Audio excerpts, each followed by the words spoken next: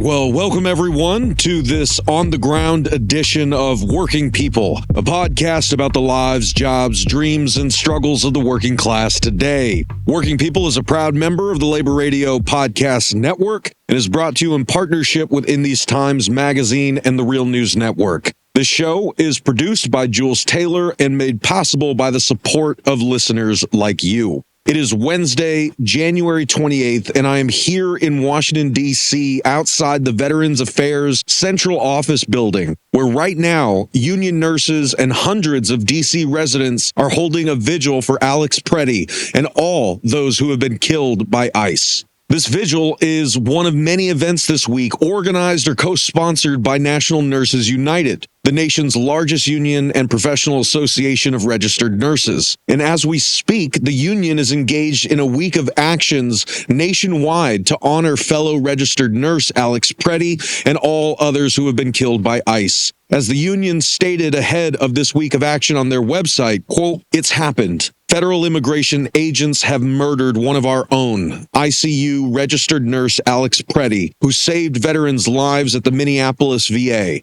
Pretti upheld his oath to advocate for and protect his patients and community to the very end as a peaceful, public legal observer of ICE atrocities. Join National Nurses United RN members in a week-long series of actions to honor Pretti and all who have been murdered by ICE, as well as demand that Congress vote to immediately abolish this violent, racist, and lawless agency that poses a dire public health threat to all of our communities. Pretti's death will not be in vain. ICE messed with the wrong profession. We nurses will fight to abolish ICE and bring about a vision for a healthy society based on nurses' values of caring, compassion, and community," end quote.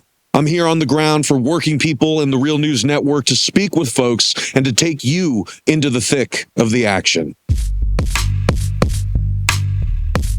So my name is John Carey. I'm an ICU nurse at Washington Hospital Center here in Washington, D.C.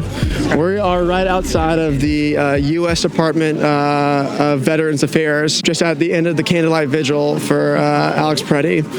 We all came out here today to honor his sacrifice in Minneapolis over the weekend. Alex was, of course, shot dead by ICE. I'm a 32-year-old ICU nurse. Alex is 37, or was 37, I believe. In many ways, I could be Alex Pretti, except I've never done something that brave. What Alex did is a call to all of us to help people in our community, to come to aid of people in our community, to organize and make sure that we stop fascism from spreading all across the United States right now. If he can give his life for someone else, I can come together with the nurses in my union, the nurses across the country, to help protect others in our hospital, in our neighborhoods, and all over the city. And can I ask, what it's been like for you and your colleagues to process all of this over the past week? And could you say a little more about what it means to be part of this union that is now formally and forcefully calling for the abolition of ICE? I mean, it's been really sad. We're used as nurses to helping people. It's hard for us to picture ourselves as the person who is the victim of something traumatic like that. We are the people who are helping people in these instances. So for all of us, it's been really sad, and it's been eye-opening. We help people every day in the hospital. But for Alex to leave work and then still find the commitment to go out and help others in this community, especially during this time with ICE roaming around, kidnapping people off the streets, it's a reminder that there's so much more we as nurses can do. And so as being a part of the union, a part of National Nurses United, it's important for us, and it's kind of been a good call to action for us to continue our work of organizing our hospital. Every day, we work together to help patients, but we also need to be, talking about how we can help people in our community and how we can come together and protect those who are, undocumented, people of color, people at risk of being kidnapped by ICE, being killed by ICE. And so right now, National Nurses United is calling for the abolition of ICE. And that means that we will be, hitting the streets, joining protests, joining vigils like this to make sure they know, that ICE knows, that the government knows, that Democrats and Republicans in Congress know, that nurses all over the country are fed up with this police action, the police state that is being instituted across the nation. Tired of the racism that we're seeing in our streets as ICE picks up random people of color, no matter who they are or what they've done. It is a call to action for us to organize and reaffirm our commitment to our patients in the hospital and the communities we serve. We all should be pissed. We all should be angry. We should be sad, but we should let that, that anger, that pissed off feeling fuel us, get us out in the streets, get us out of our comfort zone, get us out talking with each other, organizing. None of this stops by actions in a vacuum, actions alone. The only way you can truly honor Alex's sacrifice is by working together to build something that is worth his life. And so that is what we are focused on doing as National Nurses United. That is what everyone here who came tonight is focused on doing.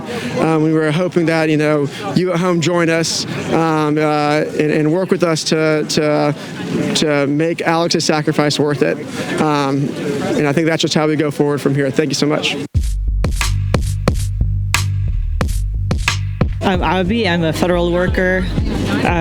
Speaking in my personal capacity, we just wrapped the vigil for Alex Pretti.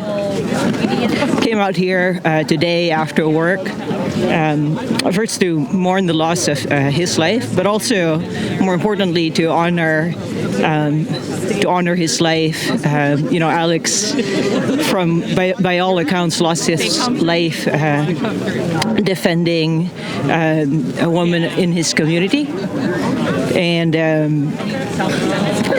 his death shouldn't have happened. And so here tonight we call for justice, for accountability, and for an end to the violence that ICE has been perpetrating on our communities. I'd like to add that I also came here with my friends from my local church, and we came out also because we believe that all life is precious, and Alex is especially. And this is a man who understood that all life needs to be defended at all costs. Hi, my name is Mia. I'm actually originally from upstate New York. I've been living in DC for about 5 years now. I'm actually in school currently to become a nurse, and I've been protesting for years for Black Lives Matter, any type of situations that are going on in society. But this is especially important to me because my family, I'm half Mexican and I'm half Jamaican, so I have members who are immigrants, and this standing up to ICE means a lot to me. The fact that I saw an innocent man be killed and we're being lied to about it, it really hurt me. It makes me really sad. I hate to see the state that our country is in right now. What I've been seeing lately on the news, it's just incredibly heartbreaking. And again, as a Black and Hispanic person, like the fact that I'm seeing innocent Black people or innocent white people dying now, I'm just like, what does that mean for me? It was already scary enough to live in this country. I already felt afraid for my life, and now knowing that just innocent, regular Americans, everyday Americans are now dying as well, it's just like, I already felt the fear. It's already there for me, but now I'm just like, wow, I really don't have hope now. So I'm really here just to show face and to show that what I'm supporting. And to stand up for the right thing. I've heard from a lot of your fellow healthcare workers that when they saw the video of Alex, they recognized an instinctive response that all nurses feel and identify with. Did you feel that way watching it? Definitely. I mean, you literally get into this work because you want to help people. It's literally what it's all about. And seeing the lack of empathy, that's literally what nurses do. We literally put our whole world into this. We literally have to be as empathetic as possible to anyone's situation. We literally have to care about everyone, no matter where they come from, no matter what walk of life they're from. It does not matter. We are here to care about people, and that's literally what he was doing even in his final end. Like, he literally was taking care of a woman, making sure she was okay when he lost his life. So yeah, that definitely hit home for me. Definitely hit home for me. Hi, I'm Susan Brooksmith, and I'm here in front of the VA department for a vigil for Alex Pretti because of this horrible weekend and what's going on in Minneapolis. I've been in awe of the people in Minneapolis and just incredible. Both Renee and Alex trying to help their community, and I want to help my community too. My name is Nadine Seiler. We are standing in front of the Veterans Administration building here in Washington, D.C., and we're here because Alex Pretti was murdered by ICE agents in Minnesota on January 24th, 2026. He was the third person in the fourth person in 25 days to be murdered by ICE, not including the people who have died in ICE custody. You know, this is not where we need to be. I shouldn't have to be outstanding in the cold in front of the Veterans Administration because of ICE murdering people in the United States. And did you have any other messages that you wanted to share with folks about why it's important to stand up to this, or what they can do to stand up? Well, the Department of Homeland Security was supposedly created to protect the people of the United States after 9/11. One of the architects, unfortunately I don't remember his name, but one of the architects who helped build the Department of Homeland Security, he said that he would detonate the version of Department of Homeland Security right now and keep a version that helps the people of the United States, but this version is working against the people of the United States. It is dangerous to the people of the United States. So if an architect of the Department of Homeland Security is saying that, I think we need to listen. And I am here because, as you hear, I have an accent. I have been in this country going on 39 years. I came on a plane legal, but I overstayed and I became illegal, and I was illegal for how many years until I got myself straightened out. I had been in this country for 35 years without ever fearing for my safety from the government.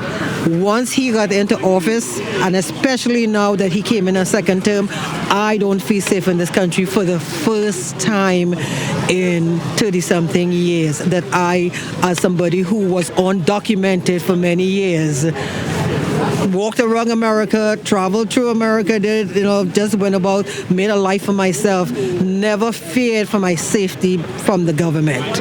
Now I am legal for 30-something years. Now I am fearing for my life. Now I'm fearing for myself. Now I'm anxious every day. Actually, probably on the hour, on the minute, for the first time. All right, gang, that's going to wrap things up for us today. I want to thank everyone who spoke with me on this frigid, snowy evening in Washington, D.C. And of course, I want to thank you all for listening, and I want to thank you for caring.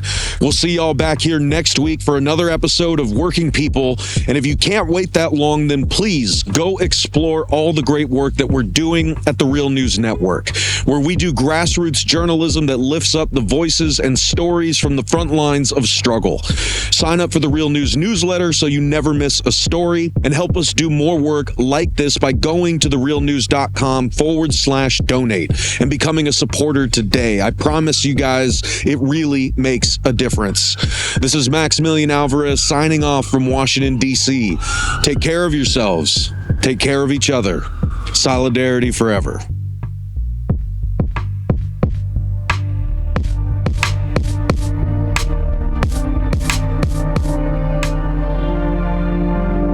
When my face you no longer see, I live on, yes, I live on. Wherever we go, we are going to roll the Union on a song. I live on, yes, I live on. Wherever hungry are we, just as hungry can be. The song I live on, yes, I live on. Where mean things are happening in this land is read or sung, I live on, yes, I live on. Wherever the book mean things are happening in this land is read, I live on, yes, I live on. Wherever the videotape of me is shown, I live on, yes, I live on. If I have help to make this a better world to live in, I'll live on, yes, I'll live on. When my body is silent and in some lonesome grave, I'll live on, yes, I'll live on. When my songs and poems are read, I'll live on, yes, I'll live on.